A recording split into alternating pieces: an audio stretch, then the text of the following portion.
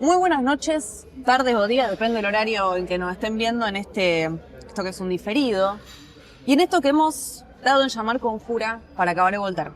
El día de hoy estamos en el bar, el tradicional, un bar de la mítica esquina de Pellegrini y Alem. Y estamos con Santiago Beretta, periodista y escritor de la ciudad de Rosario, con quien nos debíamos una conversación hace tiempo. ¿Cómo estás, Santi? Hola, compañera. Bien. ¿Todo bien? Bien, muy bien, muy bien. Bueno, gracias por estar acá. No, gracias a ustedes, gracias a todo el programa y bueno, veremos qué pasa. Veremos qué pasa, vamos a ver qué sale. Bueno, yo para la gente que no es de Rosario, y para también algunos que son de Rosario, la realidad es que los más 30, tal vez un poco menos, te recuerdan como el muchacho que vendía revistas en el parque. Pero no vendías cualquier revista, vendías... Tenemos acá un ejemplar.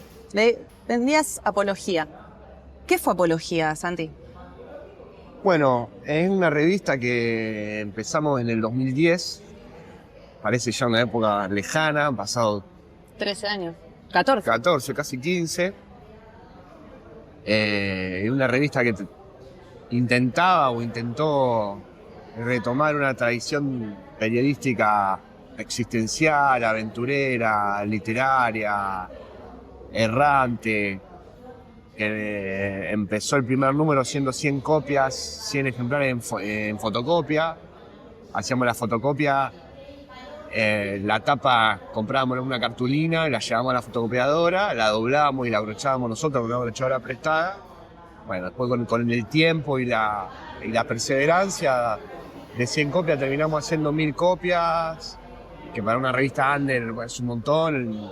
Bueno, eso de poder vender tantos ejemplares y poder ir a una imprenta y poder meterle cada vez más páginas y que terminen participando, no sé, 20 o 25 personas por número, nos los dio justamente, te lo digo en relación a la pregunta, la venta de la revista en el parque. Pero bueno, era una revista que intentaba contar la vida cotidiana de Rosario, pero con la fuerza que da la literatura a la hora de contar la vida, sin que caigamos necesariamente en ser una revista literaria o una revista cultural. Yo nunca quise que se piense Apología como una revista cultural. ¿Por qué? Y es un poco escaparle a un término, por ahí, no te diría que es naif, porque no es naif la palabra. Además hay gente que admiro y aprecio un montón y muchísimo más talento que yo que ha hecho revistas y las bautizan revistas culturales. Sería como un poco soberbio, pero en esa época sobre todo nos parecía que nosotros estábamos contando el pulso de la calle o estábamos investigando la vida y que la revista cultural quedaba como restringida a ciertos circuitos Claro. de literatura, de arte plástico, de actividades prácticas de la escuela, de los circuitos culturales, digamos. Nosotros estábamos por afuera. Entiendo. Sí, hay algo, si se quiere, bueno, después tal vez vayamos un poco más a fondo en eso, pero algo de la contracultura, si podemos jugar con eso. No, pero tampoco me gustaba el concepto de contracultura, que igual la revista Apología estaría totalmente... ¿Qué es la contracultura para vos? Y es un concepto que viene de otros momentos. Yo lo conocí en el año 2005 cuando milité un tiempo en una biblioteca anarquista y se hacían fanzines y era, bueno, la contracultura supongo que era lo que era contrario a la cultura establecida. Lo que pasa es que nosotros no éramos contrarios a la cultura establecida. Sí nos parecía y me sigue pareciendo que esta forma de vida es un asco. Pero también lo que está bueno de la vida está dentro de la cultura. Y nosotros no éramos ni provocadores, ni teníamos un manifiesto como tendrían algunos grupos de vanguardia, ni éramos rupturistas, ni teníamos ninguna propuesta. Solamente contábamos lo que no nos gustaba y lo que nos gustaba. No había una direccionalidad explícita. Por supuesto había caminos implícitos que proponíamos a la hora de pensar la vida o contar la vida. Pero en ese sentido no éramos ni una revista de cultura, ni una revista cultural, ni éramos contracultura. Okay. Porque si éramos contracultura, estaríamos obligados a tener una postura más clara. Y yo no tenía una postura clara, porque como director de la revista, y no quería porque eso me hubiera obligado a estar atado a una conducta ética y a una línea editorial que yo no estaba capaz de sostener porque yo quería hacer preguntas. Por supuesto, uno elige qué preguntas hacer, por qué pregunta lo que pregunta, y con lo que te encontrás con esa pregunta, elegís algo de todo lo que te encontrás cuando vos haces una pregunta. No digo que no hay una ideología, pero yo quería, no te digo flotar en la vida, pero yo quería investigar, no quería quedar preso de un decir. Entonces la contracultura, para mí, porque tienen cierto peso las palabras, me obligaba, lo pienso ahora, pero digamos, ser tan firme con algo así cuando vos estás escribiendo, quizás te ata. Por eso es siempre mejor ser escritor que periodista. Vos sabés que está bueno esto que decís, porque yo quería preguntarte qué buscaban, y se me ocurre que podríamos poner que tal vez lo que buscaban era una pregunta, digamos, porque hay los que leíamos apología, creo que hay notas que no nos vamos a olvidar. La verdad es que me gustaría recordar los nombres de los autores, tal vez alguna le hiciste vos, tal vez otra, porque era mucha gente la que estaba en apología. No sé, la nota del cine porno de la calle Ricardone, la nota de los exhibicionistas y bulleristas del Parque Independencia, una entrevista a un policía, una entrevista a un detective privado, o sea, esto que vos decís de ir a buscar la pregunta sin hacer, digamos, como cierto, sin tener como una hipótesis de antemano, que tal vez es el juego periodístico, ¿no? De alguna manera. Bueno, con las notas que vos nombrás da un poco una idea de lo que era la línea editorial de la revista, de salir a contar la vida en la ciudad a partir de su gente. Esto que vos nombraste quizás son personajes más de los márgenes.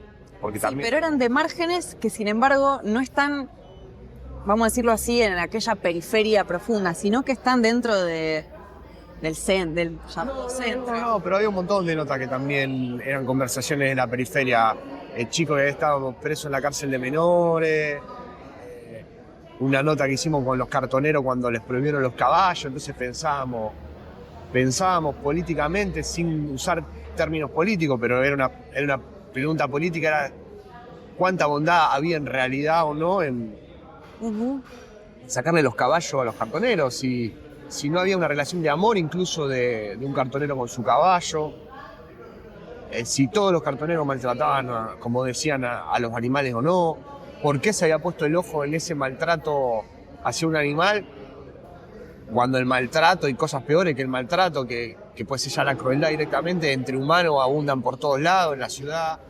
Había también notas de la periferia. Pasa que vos te acordás de las últimas notas, que fue cuando la revista explotó y tuvo más público, y era nota más provocadora. Pero en realidad lo que nosotros queríamos hacer era ver cómo se vive hoy la vida, ya sea un cineclub porno, una cortada del centro, que el centro ya no es el centro del siglo XX, epicentro de la ciudad y de la vida, sino que es como, bueno, algo es extraño el centro, ¿no? O cómo se vive en la cárcel, o los delincuentes de antes que no disparaban y entraban a robar casa con una ganzúa, o también un oficinista que estaba aburrido, o una enfermera, o una prostituta, pero en realidad lo que queríamos era cómo se puede decir la vida, cómo se puede contar la vida y cómo la gente dice su vida. ¿Qué podemos proponer nosotros al hacer periodismo en un diálogo con alguien que nos saque un ratito de lo más automático, de lo más inmediato, y darle un espacio, una pausa, para que haya un cortocircuito en su discurso y salgan algunas palabras que en otro lado no salen? Y esa es la manera en que nosotros queríamos decir la vida. Después, por supuesto, había cierta fascinación o cierta apuesta romántica por los que perdían, pero... Bueno, ahí yo me quiero detener, porque igual eso está claro, esa fascinación también, pero me parece que de cualquier manera había un gesto, me sale decirlo artiano, ¿viste? De Roberto Arte, al mismo tiempo buscar eso profundo, eso que no se ve, eso, una palabra que no sé si está bien empleada, pero algo del submundo, de donde Erdosay no pertenece, digamos, de buscarlo por ahí abajo, pero que sin embargo no tapa la maldad que puede haber en todo eso. ¿Me explico? No enaltecer eso que... Claro, bueno, yo me acuerdo una vez, hace ya 10 años, que me había metido en un cabaret que ahora no está más, que era Las Vegas, porque es San Martín abajo, y había hablado con una chica que laburaba ahí, y me decía, Yo mando a mi hijo a un colegio privado porque mis vecinos me dan asco, son negros. Nosotros estamos en ese barrio por una circunstancia. Pero yo soy hitleriana, me decía. Y en ese sentido era, bueno, ver cómo se dice la vida en los lugares en los que elegimos retratar. No había como... No es que hay que pensar a lo mejor que las clases oprimidas llevan un ángel en sus decires ni en sus haceres. Sí, que las clases oprimidas tienen la fuerza para poder decir la vida de otra manera, vivirla de otra manera y en algún momento construir una vida mejor. Eso sí lo sigo pensando, sigo creyendo en las ideologías de fines del siglo XIX y las del siglo XX que plantean una ruptura con el capitalismo. Eso lo sigo pensando, pero no pienso que la clase oprimida solamente sea bondadosa, porque el poder es una red que se construye en muchas direcciones todo el tiempo. No es que el poder no es un extraterrestre que baja y habla con las clases altas y de arriba hacia abajo, ¿no? Más allá de que los mecanismos de poder sean cada vez más sofisticados y hábiles, pero bueno, esa ya es otra discusión. Tenía un estilo, Apología, un estilo, bueno, que también forma parte del contenido, me parece, ¿no?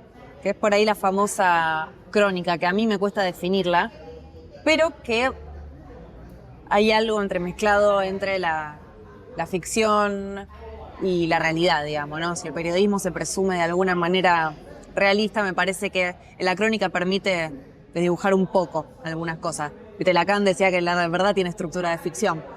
¿Cómo lo pensaban? ¿Cómo pensamos nuestras crónicas? Sí. Mirá, nosotros siempre nos fascinó mucho salir a la calle. Por salir a la calle no es que íbamos a caminar, o sí, pero bueno, salir al mundo, salir a hablar, salir a escuchar. Y a nosotros nos fascinaba y encontrábamos cosas que nos volvían locos, que nos apasionaban. No era ficción en el sentido de que nuestras notas tenían un fondo material de verdad. Ok.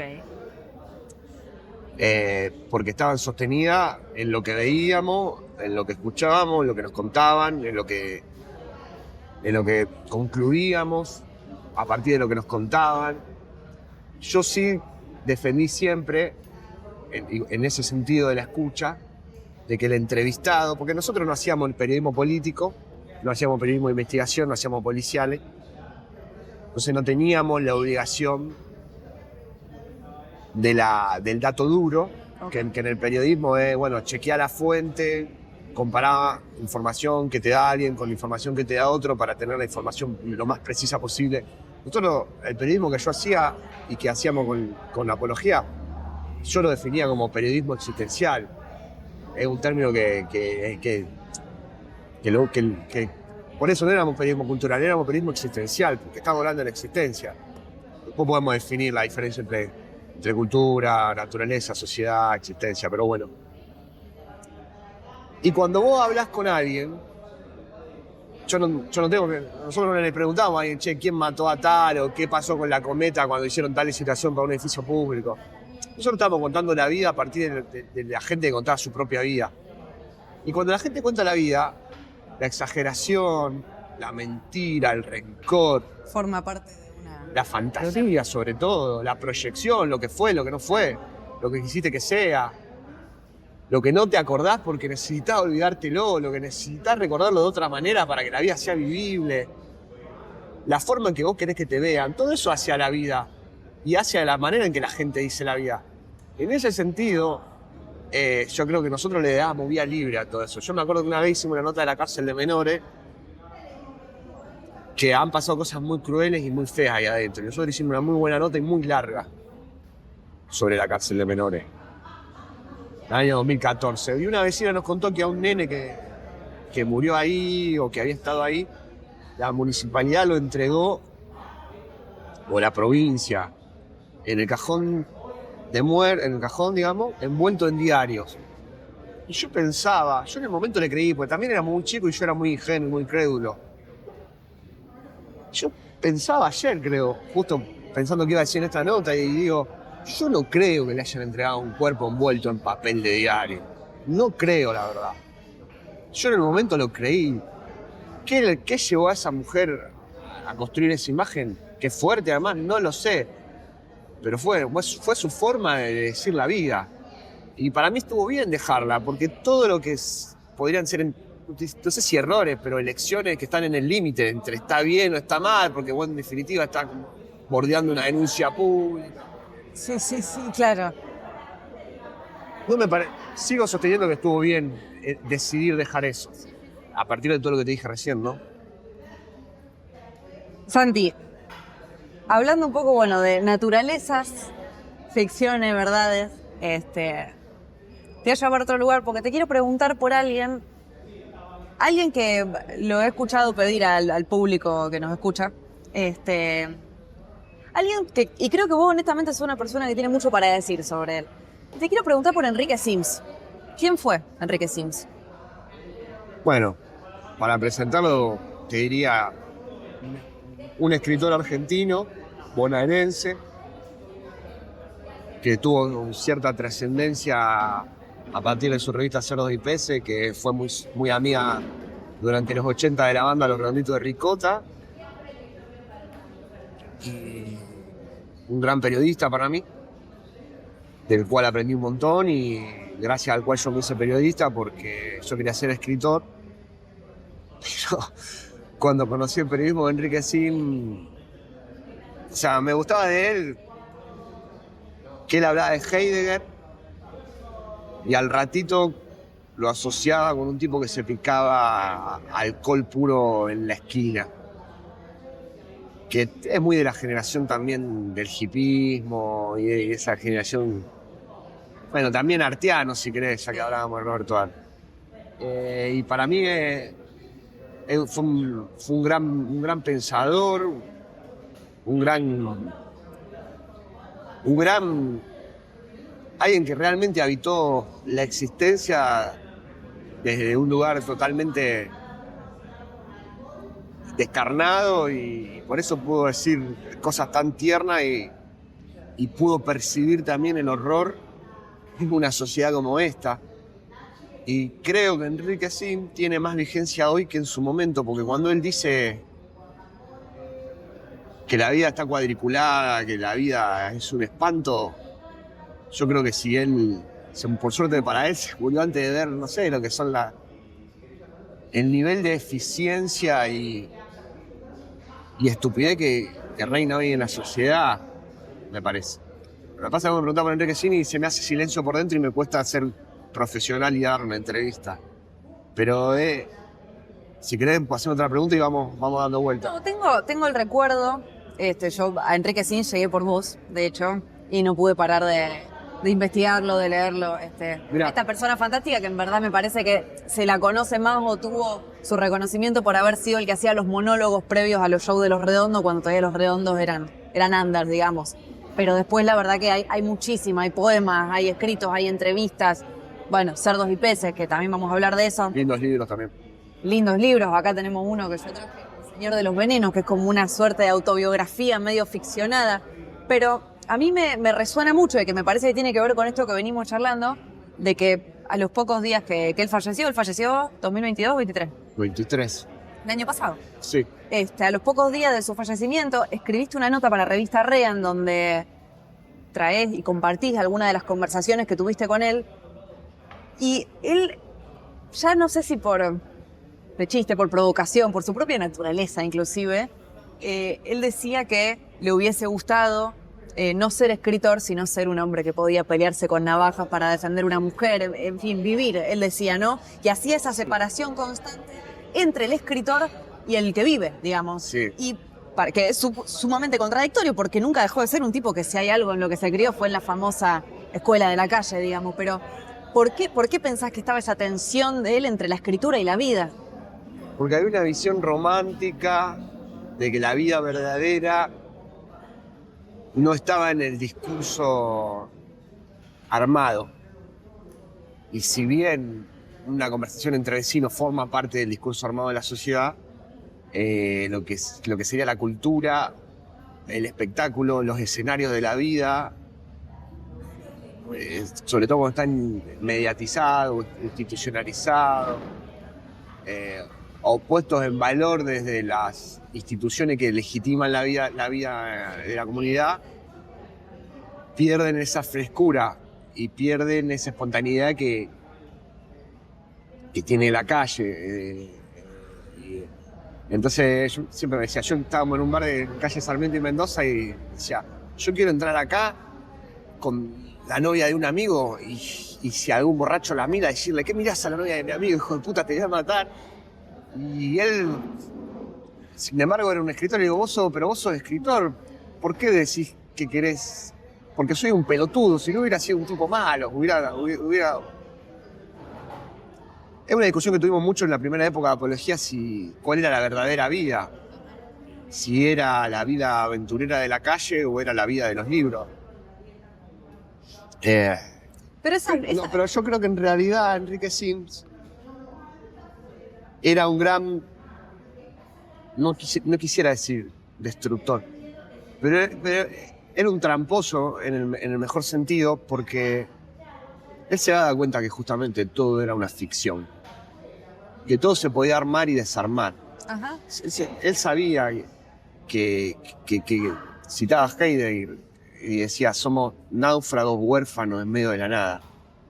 Entonces, él construía una ficción que es la de ser escritor, o construía la ficción de ser un malo de la calle, pero en cuanto él mismo entraba en su ficción o otro entraba, cuando él mismo se daba cuenta de los senderos que trazaba para él y para los que lo seguían, automáticamente los desarmaba. Yo creo que como buen escritor y como buen pensador estaba todo el tiempo mostrando el borde para corrértelo. Y de todas maneras creo, sin haberlo conocido mucho, que él de verdad amaba una vida salvaje que conoció en la calle. Yo una vez le dije, citando una frase a él, que le digo, hay una frase hermosa que vos decís que es: recuerdo la tristeza del mono cuando comprende que lo atrapa el profesor del universo. Y me dice, bueno, ahí lo digo todo. Yo me acuerdo cuando estaba en España, dice, en un bar borracho, mirando culo, jugando a las cartas todo el día, y nunca fui tan feliz como ahí. Ahora soy un saber, soy un tipo que sabe, y es una aberración. Y yo particularmente soy hijo de psicoanalista, vivo entre libros, y me dicen... ¿Vos, Santiago? Sí. Entonces me dicen, ¿y pero qué la vida que no estamos vivos nosotros? Y les cuesta entender a algunas personas que... Porque dice, yo cuando leo y escribo también estoy vivo, sí, seguro. Pero yo creo que, así como los románticos alemanes, cuando ven que la modernidad llega y vuelve la vida uniforme y toda Europa, todas las distintas naciones de Europa iban a tener cosas en común y iban a perder el folclore particular, y hacen ese movimiento romántico de vuelta a las tradiciones y vuelta al bosque.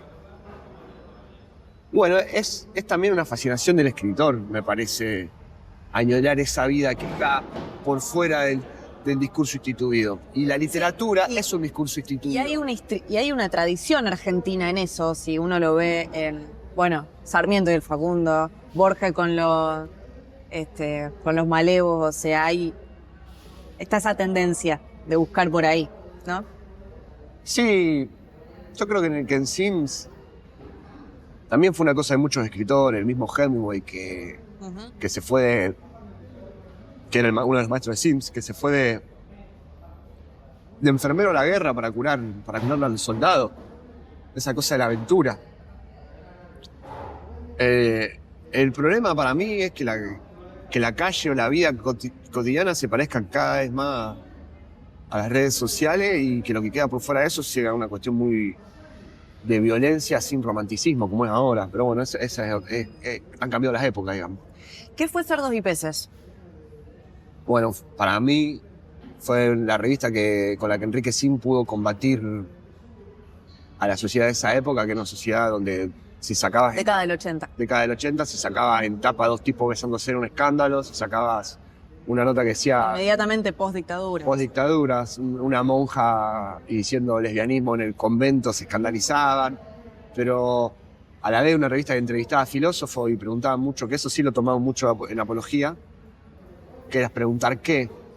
Que eso también es interesante de Enrique Sims, porque entrevistaba a un pensador y el pensador hablaba y decía, bueno, en definitiva lo importante es pensar. Y entonces le preguntaba, ¿y qué es pensar? Y siempre preguntaba qué es lo que hacía, según Platón, lo que hacía Sócrates, que preguntar qué. Pero en realidad, Enrique Sin sería un sofista, alguien que viene a desarmar. Viste que es mentira que los sofistas son los malos, en realidad son los buenos. Eso lo sabe Nietzsche, se da cuenta Nietzsche. Entonces... Muy nietzscheano, Sims. Absolutamente nietzscheano. Por eso te iba a decir que ser escritor es una mierda, porque forma parte del discurso instituido, forma parte de lo que está bien, digamos. La cultura ilustrada que organizó este mundo tiene como un valor la literatura.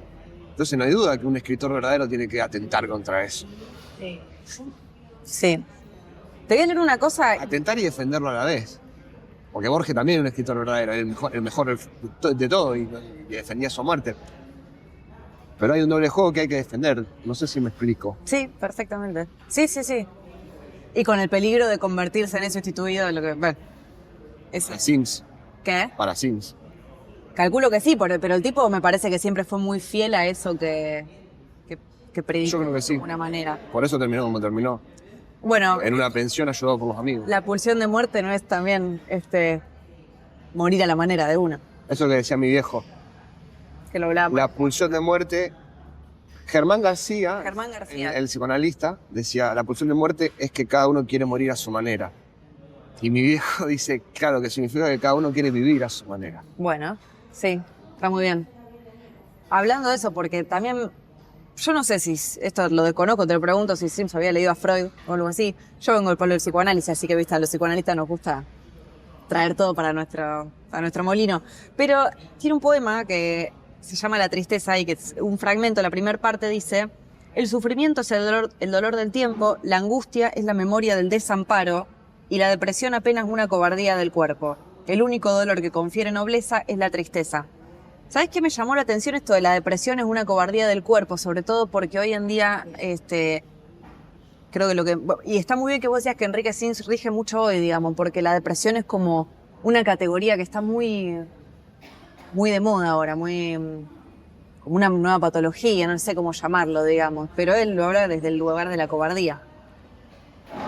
¿Qué pasa con esa frase? Nada, no sé, quería ver qué te resuelve. La quería traer porque me había gustado. Y me gusta la de la angustia, es la memoria del desamparo. Y sí, porque ahí se da cuenta que la angustia es saber que estás perdido en el cosmos. Que no te sostiene nada, que no sabes por qué estás acá, de dónde venís, a dónde vas, qué sos, quién sos, qué es la vida. La angustia, en definitiva, es eso. ¿Sirve para algo? La angustia sucede, no sé si sirve. Sucede, está. Me parece que lo que tenía la virtud que tenía Sim era que tenía alguna frase con mucha potencia, con una gran capacidad de síntesis y era un gran decidor. Sí. No sé si a lo mejor era el mejor a la hora de armar un libro en tanto forma de los libros, eso es una discusión más literaria, pero sí que tenía momentos de muchísima potencialidad y me parece que esa frase es muy certera a la hora de poder decir los distintos estados de la desazón. Y dándole angustia, depresión y tristeza. Y dándole a la tristeza en lugar de la nobleza. Y porque es el lugar donde en definitiva estás velando o cuidando los afectos. Ajá. Lo que a vos te hace, o sea, las banderas de tu corazón, digamos, para ponernos ricoteros. Bueno. Pero... Sí, está bien, decime. No, dale, termina. No, me quedaba con esto cuando hablábamos de Borges, el amor que sentía Borges por la Biblioteca Nacional. Ajá. Porque me interesa Sim destruyendo lo instituido, pero también me interesa Borges cuidando esos lugares. Cuidando eso instituido.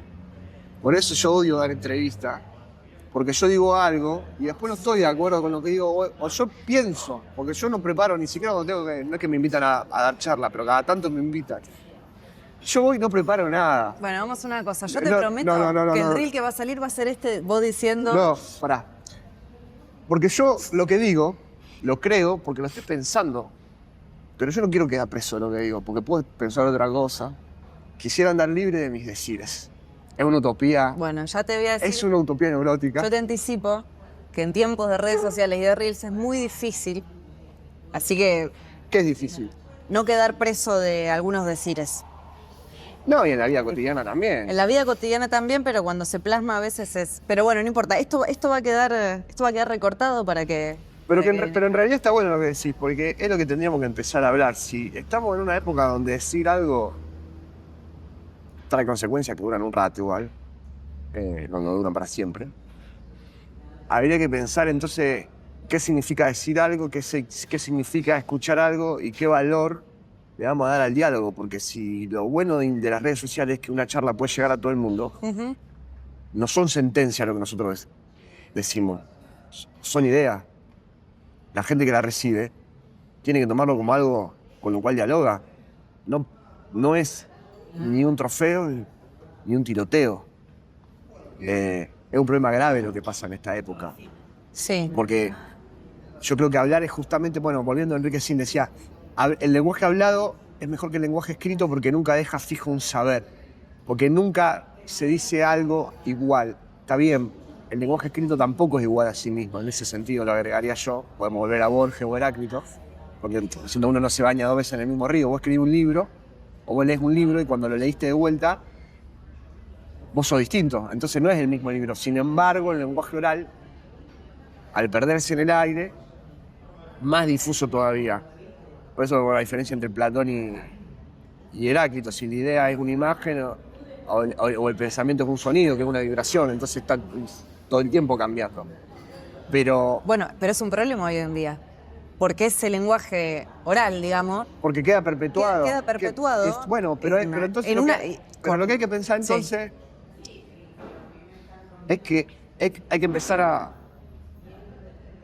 bajar los decibeles. Porque vos imaginate que... El problema es que desde que existen los libros, por eso no tendría que haber existido... Nos ponemos a la imprenta. La vida se parece más a los libros. Desde que existe la televisión, la vida se parece más a la televisión. Si aparecen las redes sociales, quizá la vida se parezca más a las redes sociales. Es una buena hipótesis, es una buena lectura. Y si las redes sociales son tan frenéticas y tan enfermas, van a enfermar la vida. Entonces hay que empezar a decir las cosas, seguir diciéndolas, pero empezar a dialogar de otra manera. Porque si las redes sociales son una forma de diálogo, no tiene sentido un diálogo tan desquiciado y tan fragmentado y tan fugaz. Porque vos decís te perpetúo, pero en realidad es muy fugaz todo. Y cuando uno habla en público, y yo soy escritor y soy periodista y participo, entre comillas, del debate social con la mucha o poca llegada que cada persona pueda tener, estás pensando colectivamente. Yo no estoy haciendo una cárcel cuando hablo. Entonces, ni yo ni nadie. Entonces, si no estamos, por lo menos lo que yo creo que venimos a hacer temblar el discurso, no a dejarlo fijo, justamente. Entonces no nos tienen que... O la gente entre sí no se tiene que matar. Porque equivocarse, en definitiva, es un estado de gracia. Es decir algo para después decir otra cosa. Entonces yo me equivoco un montón de veces en esta entrevista, está muy bien, porque después la próxima va a ser mejor. En ese sentido no quiero dejar fijo, o sea, me hizo pensar. Y me es más fácil hablar de esto que de Enrique Sin, porque yo lo quiero mucho. Y como decía él mismo de Mufercho, que era el monologuista anterior de Los Redondos, lo entrevistó para hablar de Heidegger y decía, me hizo pensar y me di cuenta que es inevitable no amar a quien te hace pensar. Entonces yo Enrique Sin, una parte de mí lo sigue queriendo mucho, lo ama. Yo, una parte de mí no. Y me es difícil hablar profesionalmente de Enrique Sin y no quiero hablar profesionalmente. Quizá cuando escriba sí puedo tomar más distancia y puedo escribir, pero me cuesta a mí hablar de Enrique Sin. Así que todos los periodistas que se lo quieren apropiar e instituirlo, que lo instituyan. Total, el discurso fluye siempre por todos lados. Santi, este año sacaste una novela. Sí. ¿Qué se llama? La tengo acá. Porque acá en Cabaret Voltaire hacemos algo que está bueno, la verdad. Que hay como bibliografía en los programas, en los capítulos, y va a formar parte de la bibliografía. Y se llama Oficina de Investigación Existencial, que fue algo que vos hablaste de periodismo de la existencia en relación a apología, y, o sea, me he dado cuenta y justo engancha un poco con el título de la novela. Una suerte de detective, periodista, o un periodista que termina siendo un poco detective de esa existencia de demandas extrañas de la gente, de pedidos de la gente, escuchas de la gente. No vamos a spoilear, aunque tampoco creemos en el spoiler, pero... Eso dice mi editor. ¿Qué cosa? Que no creen en el spoiler. Pero está bien, ¿no? Igualmente, para una serie yo pido que no me cuenten el final, así que tampoco... Para una novela tampoco, pero en realidad dice, la novela se lee, el final no importa. Claro, bueno, no voy a contar el final, pero sí me...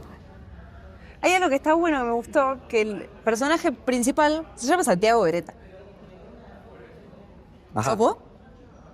¿Es una autobiografía? Claro, bueno, no, en realidad estamos en la época de la literatura del shock, así ya como exagerada. A ver, ¿cómo define la literatura del shock? No, la primera persona, la voz narradora es una primera persona, digamos, del singular. Sí. Y la narrativa se ve mucho en la poesía. Entonces yo decido llevar eso al extremo y le pongo mi nombre al protagonista como una especie de burla a mí mismo, y como un juego también, en este sentido de dónde empieza la ficción, dónde termina, dónde empieza la realidad, dónde termina y dónde se cruzan y se entrecruzan todo el tiempo. Y obviamente que el protagonista tiene un montón de cosas mías que las tendría si se llamara de otra manera. Era solamente cuando estaba terminada la novela elegir qué nombre ponerle. Y sé que a mucha gente le molestó. Me decía, pero sos un ególatra, porque sos tan ególatra que le pusiste a tu personaje tu nombre. Yo me notaba de risa, puede ser. Pero, o sea, yo lo hice en realidad porque me divertía mucho. Okay. Pero me pareció una buena manera de interpelar la primera persona, digamos, y sigue, o sea, y confundir, a ver qué es ficción, qué es realidad, dónde empieza, dónde termina. Yo lo hice más que nada para divertirme. Hubo algunas personas que han leído, digamos, críticos literarios que han leído la novela y me han devuelto cosas re interesantes, o lectores que no son críticos, incluso me han hecho un análisis de por qué la novela transcurre en una galería, porque bueno, vamos a decir, la novela es un pibe en el año 2013, de 23 años, que yo tenía 23 años en el 2013, por eso es como un juego permanente entre la verdad y la mentira. Que bueno, en el subsuelo de una galería olvidada y decadente de calle San Luis, Calle San Luis, dicho sea de paso, es una calle, ¿cómo la podríamos describir? Como el 11. Como el 11, claro, de Capital Federal. De Buenos Aires. Se largó a llover. Me encanta. Especial esto. Especial. Decide poner lo que él llama un centro de investigación existencial, y en los clasificados del diario, ya en el 2013 había Facebook hace bastante, pues, pero él quería convocar a los desangelados, a los perdidos, a los que andaban por ahí, leyendo, que en esa época era muchísimo más que ahora, leyendo los diarios en los bares. Sí. Y en los clasificados, que aparecían anuncios desde busco trabajo hasta busco novia, hasta tarotista, o hasta joyeros, servicio de flete, muchas cosas. Bueno, voy a poner un centro de investigación existencial, martes y jueves de tal a tal hora, venga, cuente sus secretos, su historia, sus verdades, que será escuchado. Y con eso, y después hace un Facebook también, con una estética bastante parca, bastante seca, Sí. para que la gente le cuente su historia, y él lo que quiere hacer es, con los distintos relatos, ver qué tienen en común y cómo dar con el lenguaje oculto de Rosario, el lenguaje, ver cómo late el corazón, la frecuencia del lenguaje rosarino. Quiere entrecruzar las historias y armar como un relato que unifique todos los relatos. No existe un relato que unifique todos los relatos, pero hay como el leitmotiv para contar El la deseo del novela, paranoico. Buscar que todo... Bueno, sí, más que de paranoico, es como un experimento. Por supuesto que fracasa, pero en ese fracaso está la literatura, digamos. Uh-huh. En realidad, pensándola... Sí, en ese fracaso también conoce a esos interlocutores, esos personajes que... Porque en realidad es un argumento, si se quiere, pigliano. Bueno, si se quiere, no es un argumento que yo entiendo que es pigliano, pero a diferencia de Piglia, que da vueltas y vueltas y piensa y repiensa sus argumentos y piensa la literatura y cómo se narra y la posibilidad de narrar, la novela parte de un argumento que te acabo de decir y gira en torno a eso, pero rápidamente la calle y las aventuras ganan las páginas, y el protagonista se ve envuelto cada persona que lo va a visitar en realidad no le va a contar una historia, le va a contar una historia y le pide que se involucre en su historia y él no quiere y se termina involucrando y se termina enamorando de una mujer que está en esa galería y después se cruza con su exnovia y a la vez tiene sus problemas personales y a la vez se hace amigo de la gente que lo va a visitar. Entonces su cuaderno de nota queda en un segundo plano. Después, por supuesto, eso se recupera y hay una conclusión que es una conclusión literaria. No, spoiler. No la vamos a decir. Y final, pero bueno, el proyecto original declina, pero en ese decline, en realidad, en lo que parece un fracaso, en realidad está la virtud. Pero a lo que iba es que, bueno, tanto esta cuestión literaria como esta cuestión de que la galería sea el epicentro de la novela, yo lo hice todo porque me gustaba estéticamente, que mi nombre esté en el nombre del protagonista, que sea una galería. Porque una vez con 2 escritores de acá, Marco Misi, Leandro y Paolo, fuimos a un suelo de una galería a alquilar un local para poner una oficina nuestra. A mí me quedó eso y en la pandemia dije, bueno, vino la pandemia, no está mal la revista y escribí una novela. Todo lo hice. Lo mismo, en un momento el personaje se encuentra con la exnovia y queda loco y se ve a un bar y de repente ve que un colectivero se está cogiendo a la exnovia en una mesa y tiene una especie de delirio y el loco se va mal porque dice, no, el colectivero se la cogió mejor de lo que me la cogía yo y se atormenta. Bueno, Son todas cosas que me divertían mucho. O sea, esos movimientos, perdón, pero prefiero decir esto, son todas cosas que a mí me divertían. Después hay análisis literario que dicen, bueno, la galería significa tal cosa o el cuaderno significa... Y está buenísimo, yo lo hice todo porque mirá, la racionalidad es una mafia de la mente que te ordena sin que vos quieras y es difícil escapar. la racionalidad es una mafia de la mente. Títulos, ya tenemos títulos. Pero, así todo, yo creo que gana bastante el inconsciente cuando uno se pone a escribir. Hay algo que escribir te distrae y esa distracción o error o confusión o extravío es el momento donde ocurre algo maravilloso. Y por suerte, yo que soy un maldito obsesivo que vive pensando todo, me distraje demasiado y dije un montón de cosas sin darme cuenta. Bueno, pero me parece que un poco en eso también fue rondando lo que veníamos conversando, ¿no? Esa cosa entre la vida y la escritura que es también un poco la obsesión o lo que... Yo también quisiera... Lo que padece el personaje, por lo menos, hablemos del personaje en sí, o sea, entre todo el tiempo en esta vacilación ambigua de obsesionarse con esos personajes, con estas historias que parece que de alguna manera incluso lo terminan absorbiendo, digamos, sin que él quiera, como una especie de núcleo, pero al mismo tiempo pensando, no, tengo que volver, tengo que sentar cabeza, tengo que tener mi vida, basta, que esta locura, tengo que dejar estas pelotudeces, como todo el tiempo en ese, nada, eso, entre la vida y la escritura de alguna manera, ¿no? Yo no me parece tan parecido el movimiento que hace Cindy, poner vida y literatura. No de Sims, sino en general, digamos, también lo veníamos hablando en apología, me parece como esa, todo el tiempo ese borde que uno está por tocar, pero vuelve, vuelve. Y lo que pasa es que el protagonista de la novela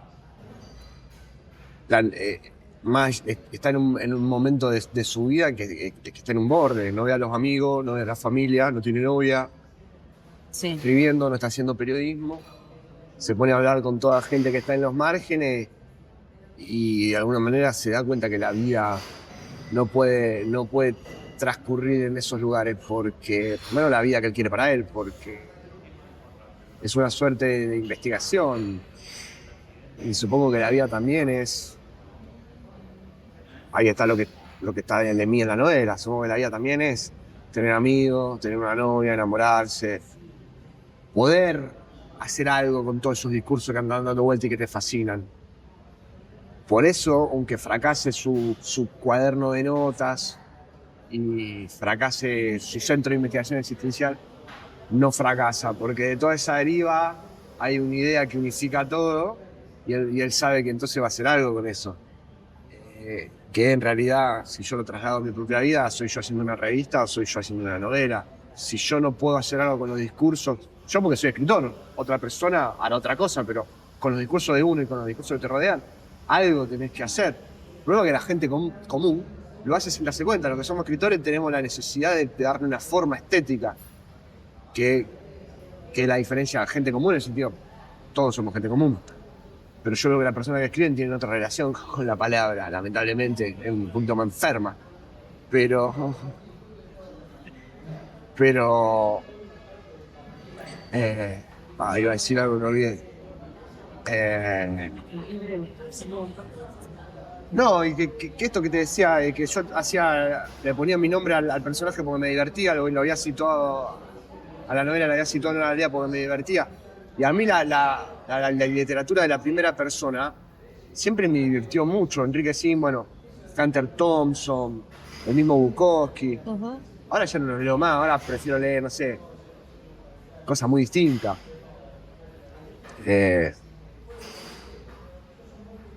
Pero a mí me divertía mucho la primera persona. Entonces yo también la usaba en mis crónicas y en mi novela como una cuestión estética. Sí, sí. Porque en definitiva, y ahora me pongo todo lo contrario, Enrique Sim, por eso no me gusta quedar preso lo que digo.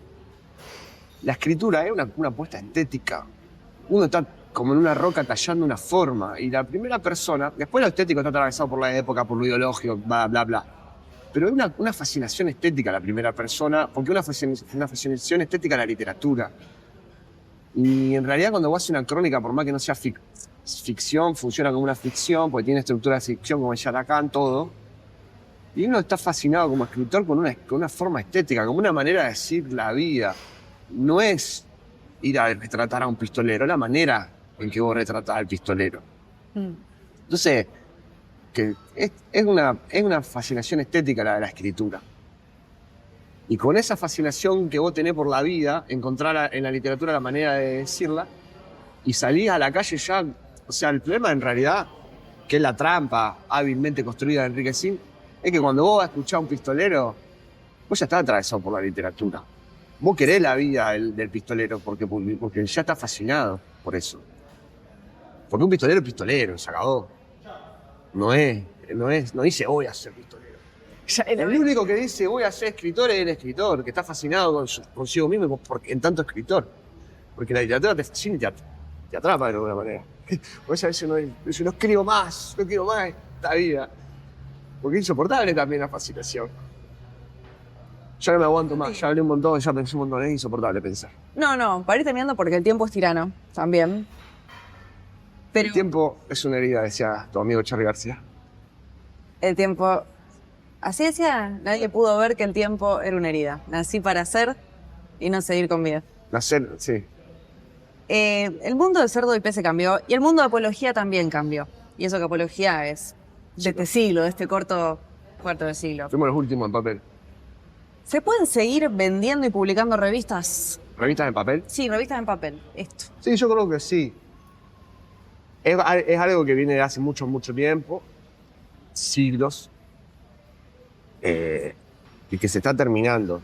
Si uno piensa el papel como la manera, digamos, como el vehículo comunicacional, como forma hegemónica de la comunicación de masas, no, claramente no. Pero en todo caso, como decía Walter Benjamin, otro romántico, la revolución no es la locomotora de la historia, es el freno del tren en la historia. Entonces, la revista en papel, todavía, quizá en un futuro ya no haya más nada, porque no sé, pero todavía supongo que pueden ser un freno a la locomotora de la historia, digamos. Y quien la hace y quien la lee pueda bajarse un ratito del mundo. De todas maneras, para mí lo importante sigue siendo la escritura, no dónde. Yo quiero que me lean y quiero leer. Me gusta más leer en papel que leer en una compu. Por eso también se siguen imprimiendo libros, pero bueno, supongo que la prensa o lo que sea en un futuro eso va a ser más bien virtual. Pero no es algo que me preocupa. No tengo romanticismo del papel. Sí sé que la vida que me dio el papel de vender la revista en la calle fue una vida mágica. Y por suerte fui joven. En una época en que, yo supongo que un pibe, si ahora hace una piba que ahora hace una revista y la sale a vender, también la podía vender, porque sigue siendo un objeto lindo y sigue convocando a los demás. Pero a mí lo que me preocupa no es el papel o no. A mí lo que me preocupa es que la vida se convierta en algo muy parecido a algo instituido, digamos, que la vida transcurra en los términos de la eficiencia, la eficacia, la productividad y un cuidado absoluto, y no haya lugar para el error, pero el error es humano y la tecnología que rige la vida está hecha por humanos y yo supongo que tiene que fallar. y que la historia es larga y tengo esperanza de que esta época que promete tanta eficacia, viste que los reels de Instagram, cómo hacer un súper asado, cómo hacer abdominales, cómo escribir un libro, cómo ser un buen lector, todo el tiempo dando indicaciones de todo. Yo como escritor no me voy a sumar nunca a esa cagada, por una cagada. ¿Qué eficiencia para qué? ¿Para qué? ¿Qué es la eficiencia? ¿Qué es vivir qué? ¿Tener mejores abdominales? Aprovechar el tiempo, ser buen novio, qué sé yo, eso me preocupa. Por eso en ese sentido me gustaba vender la revista en la calle, porque había muchas, o sea, en definitiva la dialéctica que yo propongo todo el tiempo es lo opuesto encontrándose, una contradicción súper habilitante, porque Apología fue la aventura más grande de mi vida, pero fue una aventura que fue decidida, que fue sostenida y para la cual trabajé un montón. Y así todo tenía un enorme grado de espontaneidad en el día a día de vender la revista en la calle. Entonces, la aventura es el riesgo y es lo inesperado, pero a la vez hay que trabajar un montón para encontrar eso. No es que te sentás y me pasó. No es Disney que te tirás de una montaña rusa. Construí vos lo que te pasa. Pero construí algo que está permeable a cosas que no tenés prevista. Yo no extraño el papel. Y joven no voy a volver a hacer.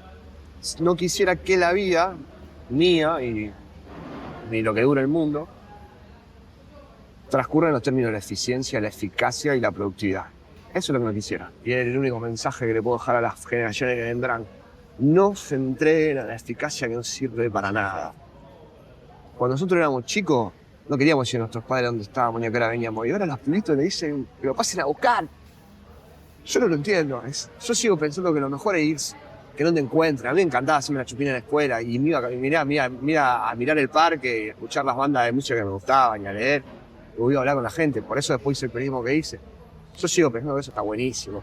Yo no quiero, si me dan una hora libre en la secundaria, irme al gimnasio para seguir dormir. Quiero perder el tiempo, ¿viste? Pero bueno, supongo que se sabrá entender lo que digo. Hay que destruir la eficacia. Bueno, hay que destruirla. Quedamos en esa moraleja. Me gusta igual, yo te banco. Hay que destruir la eficacia como forma de vida.